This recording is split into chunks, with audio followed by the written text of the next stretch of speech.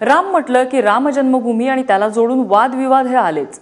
मात्र ज्या राम जन्मभूमीवरून हे वादविवाद उभे राहिलेत, ज्या राम जन्मभूमीवरून संपूर्ण देशाचं राजकारण ढवळून निघालंय, ती राम जन्मभूमी नक्की आहे कशी? आज आम्ही तुम्हाला याच राम जन्मभूमीची भेट घडवून आणणार आहोत। चला तर मग जाऊया रामाच्या अयोध्येत।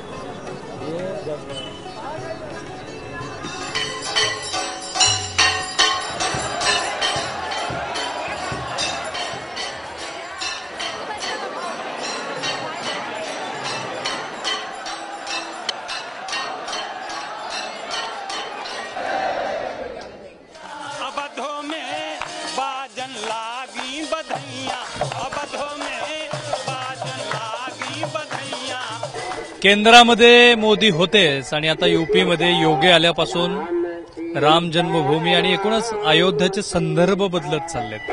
आणि म्हणून रामनवमीच्या पार्श्वभूमीवरती, रामनवमीच्या दिवशी आज आम्ही तुम्हाला अयोध्या नगरीच्या भेटीवरती घेऊन आलो।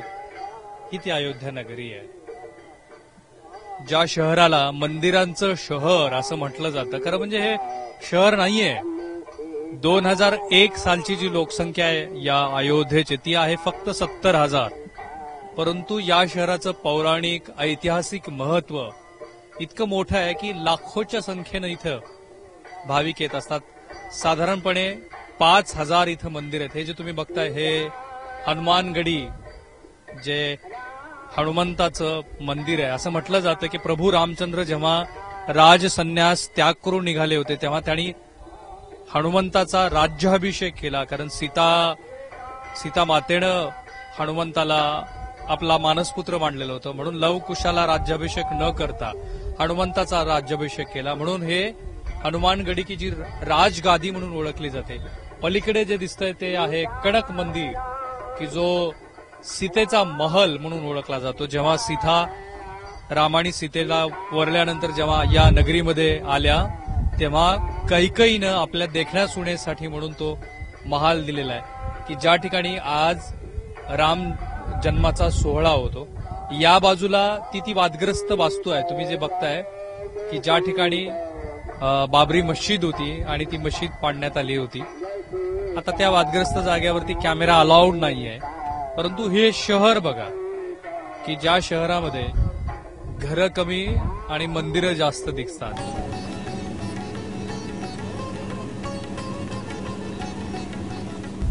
आपको जब समझ आई तब अयोध्या कैसा था? अरे बहुत कम आबादी थी, बहुत कम आबादी थी, बहुत कम आदमी आते थे, बहुत से जगह वीरान पड़ी थी। तो धीरे धीरे और मंदिर बहुत कम था। बाद में सब लोगों को सिद्धि होता गया और बड़े बड़े संत लोग बाहर से आए और उनको भगवान ने कनक भवन से, हनुमानगढ़ी से, सरजू महारानी प्रत्यक्ष देवता है राम जी के और दशरथ जी के समय का, और आशीर्वाद मिलता गया तो सबका मठ बन गया महाराज, सबका मंदिर बन गया। उनको बहुत बड़े बड़े महाराज कि एक कनक भवन भी एक आप सुने होंगे एक और अयोध्या में बन गया। तो सब कुछ बदल गया, सब कुछ बदल गया महाराज। नाम एक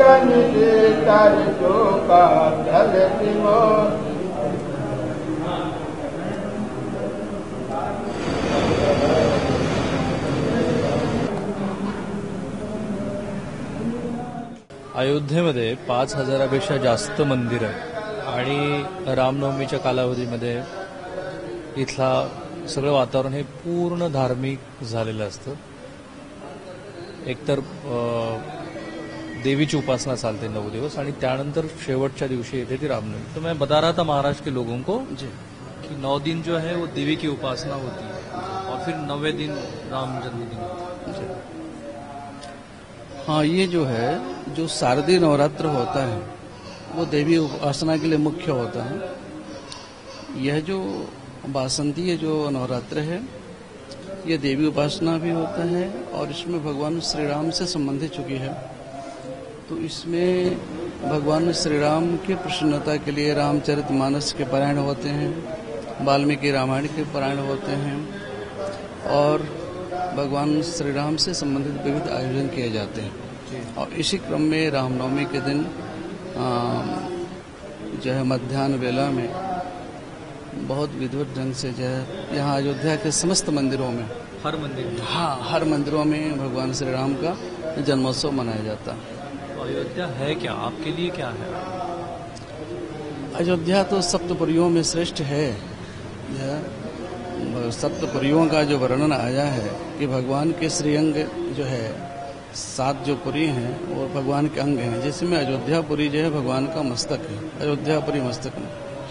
तो यह पृथ्वी का शीर्ष है ये और भगवान का मस्तक माना गया है। मतलब यह समझ लीजिए शास्त्र के हिसाब से जो है अयोध्या में निवास करना कितना महत्वपूर्ण है।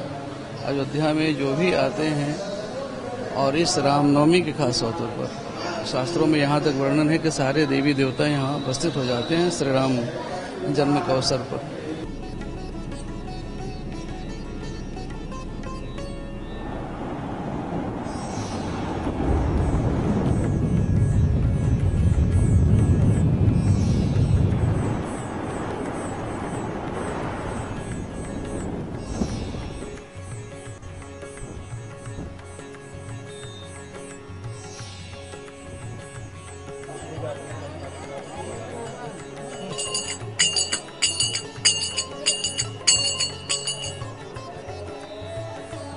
तो महाराज जी मैं वही कह रहा था कि अयोध्या में घर कम और मंदिर ज्यादा है। देखिए अभी तो आप जिस प्लेस पे खड़े हैं ये अयोध्या का प्रमुख प्रतिष्ठित और सिद्ध जगह में से एक मंदिर, आप अयोध्या हनुमानगढ़ी के मंदिर के ऊपर खड़े हैं, जिससे आपकी पूरी अयोध्या दिखेगी। आप देखें कि अधिकतर सिर्फ मंदिर ही मंदिर है और आपको कुछ दिखेगा नहीं, पूरा प्लेस। यहाँ से आपको मतलब कहीं जाने की जरूरत नहीं है, यहीं से आप देख सकते हो। देखिए तीर्थ नगरी और धर्म नगरी अयोध्या है, तो धर्म नगरी होने के नाते भगवान श्री राम की जन्मस्थली है ये, और यहाँ पे शुरू से ही साधु संतों का वास है। गृहस्थ वर्ग बहुत कम में है और जो हैं भी वो भी जो मंदिर जो अपना घर बनाए हुए हैं मंदिर टाइप का ही बनाए हुए हैं, उसमें भी भगवान का प्राण प्रतिष्ठा है। और वो लोग भजन पूजन जैसे साधु संत जिस रूप से रहते हैं उतना नहीं तो फिर भी 25% उस प्रकार सदगृहस्थ हैं जो भजन पूजा पाठ में लीन रहते हैं और भजन पूजा पाठ करते हैं। इसके नाते कम से कम अयोध्या में 5000 मंदिर आपको दिखेगा। प्रमुख मंदिर कौन सा है? जैसे प्रमुख मंदिर कोई भी अयोध्या आएगा सरजू का स्नान करेगा, सरजू का स्नान करने के बाद सिद्धपीठ अयोध्या हनुमानगढ़ी दर्शन करेगा। यहाँ के बाद राम जन्मभूमि जाते हैं, राम जन्मभूमि के बाद लोग कनक भवन जाते हैं, नागेश्वरनाथ है, क्षीरेश्वरनाथ है, देवकाली मैया है। ऐसे इस प्रकार 7-8 प्रमुख मंदिर जहाँ डेली 2-4-5 पब्लिक जाना होता है। और हनुमानगढ़ी में तो आप देखे होंगे ताता भीड़ लगी हुई है। कल से लेकर परसों तक लमसम 20 लाख पब्लिक हनुमान जी महाराज को प्रसाद चढ़ाएंगे और दर्शन करेंगे, अपने मनोकामना पूर्ण करने के लिए महाबली को लड्डू चढ़ाएंगे।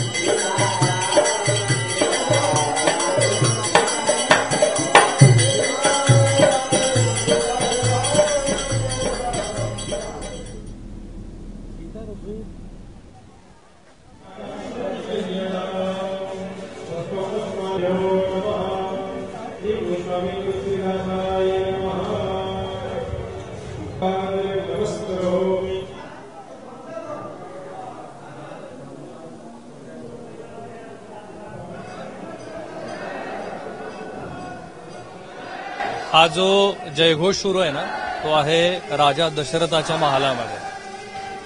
हा राजा दशरथाचा महाल आहे, दिमाखदार, आजही दिमाखदार, भव्य दिसतोय। राजा दशरथ इथे आपल्या 4 राण्यांसह राहत होते आणि त्या प्रत्येक राणीसाठी केलेली ही वेगळी रचना आहे, सुंदर आहे। हे बघा ना, सुरेख वाटतं अगदी पाहायला आजही. बदल झालेत त्याच्यामध्ये, कारण तो जो काळ आहे तो काळ खूप जुना काळ आहे. त्याच्यानंतर जे काही बदल घडलेत, पण त्या बदल घडवत असताना त्यातली जी कलाकृती आहे, एका महालात असलेलं जे सौंदर्य आहे ते ठेवलेलं आहे, राखून ठेवलंय. असं म्हणतात की राजा दशरथाला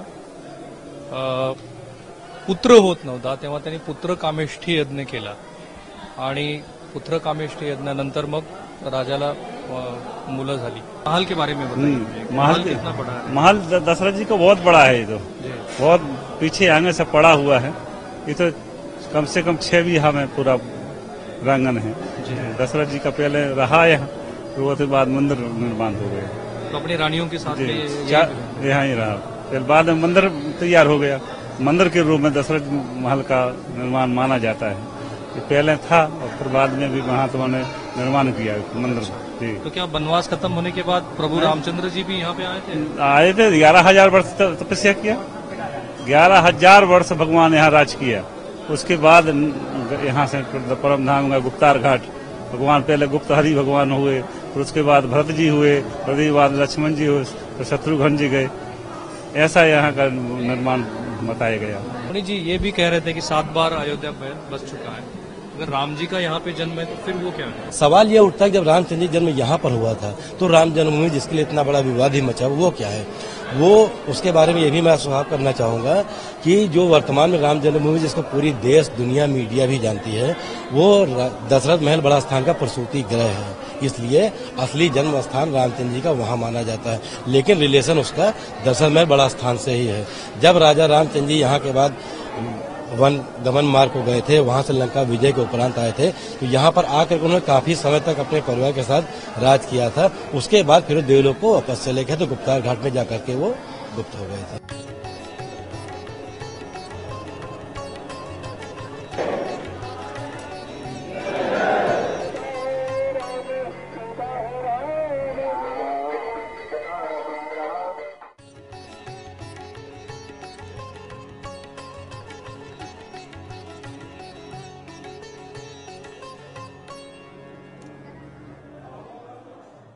धर्मपीठ अयोध्यामध्ये आपण आहोत आणि जिथे रामाचा जन्म सोहळा होतो त्या कनक भवनमध्ये, त्या मंदिरामध्ये आहोत की जिथे हे कनक भवन काय आहे तर जेव्हा रामाने सीतेला वरलं आणि जेव्हा ती दाम्पत्य पहिल्यांदा अयोध्या नगरीमध्ये आले तेव्हा कैकेयी मातेनं आपल्या सुनेचं सुनमुख पाहण्यासाठी ज्या जागेची निवड केली ते हे मंदिर आहे.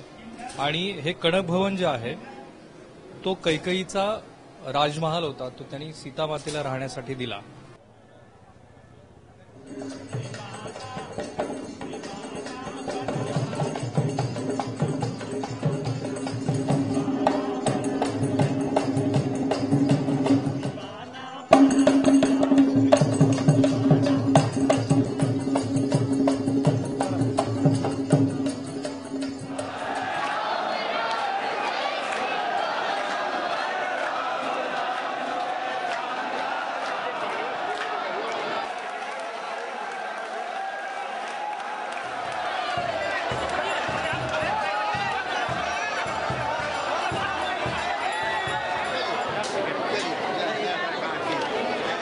आपके लिए अयोध्या क्या है?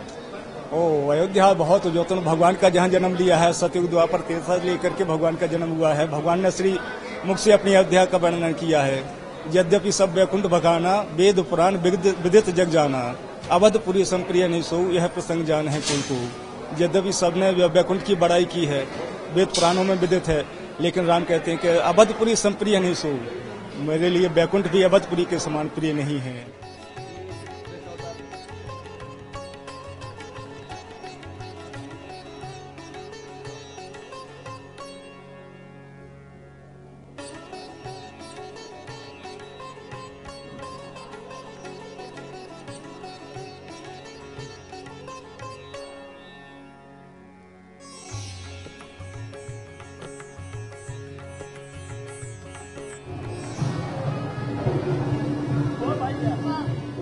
और कनक भवन मंदिर की बात करें तो जिस तरह से कोई वधु जब ब्याह होकर के अपने ससुराल में जाती है तो घर के उसके सास ससुर देवर और जितने भी लोग सब होते हैं उसको कुछ ना कुछ तोहफे के रूप में देते हैं।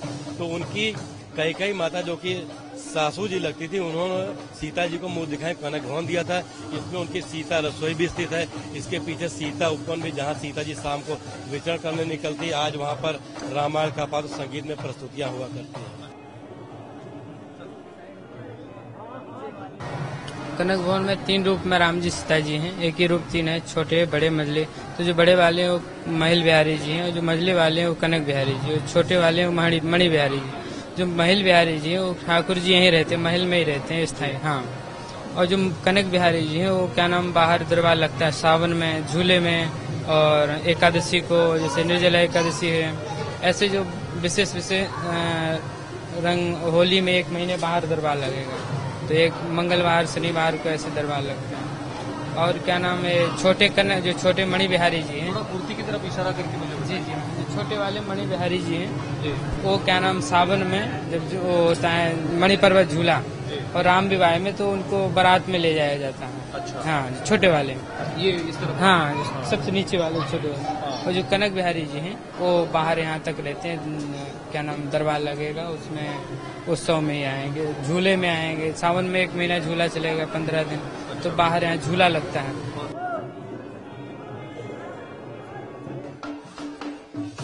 राम जन्माचा जिथे सोहळा होतो तिथं कीर्तन होतच, रामकथा सांगितली जाते, पण असं नृत्य आणि दिवसभर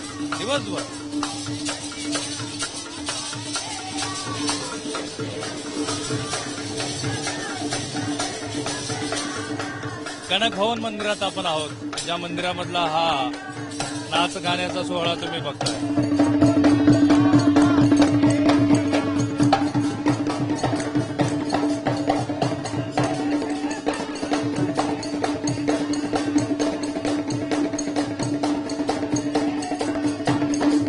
राम जन्माचा सोहळा साजरा होतोय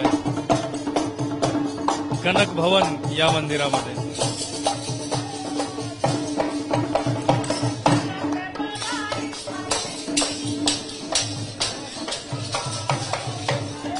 सकाळपासून संध्याकाळपर्यंत जवळपास या ठिकाणी हा सोहळा साजरा होतो। असंख्य आलेले भाविक हा सोहळा बघण्यासाठी उपस्थित असतात।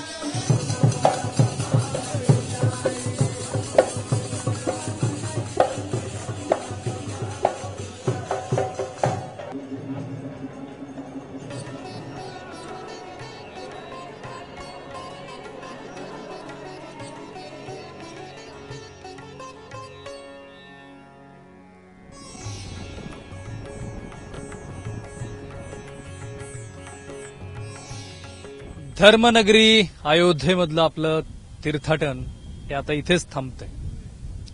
यावेळेला संदर्भ खूप बदललेत, कारण मोदी आधीच केंद्रामध्ये होते आणि आता योगी इथे मुख्यमंत्री झालेले आहेत। त्यामुळे या शरूयेच्या पलीकडे मशीद बनते की सर्वोच्च न्यायालयाच्या हस्तक्षेपानंतर राम मंदिराचा मुद्दा निकाली निघतो की बॅक चॅनलमध्ये काही तोडगा निघतो, या सगळ्याची चर्चा खूप जोरात सुरू आहे। म्हणजे ही नगरी ही 2019च्या निवडणुकीपर्यंत किमान अनेक वादळं घेऊन येऊ शकते। 2019ची निवडणूक अयोध्यावरून निर्णायक सुद्धा ठरू शकते, कारण योगी इथे आलेत आणि म्हणून हा आमचा प्रयत्न। कॅमेरामन निलेश शेवाळेसह मी राहुल कुलकर्णी, एबीपी माझा, अयोध्या, उत्तर प्रदेश।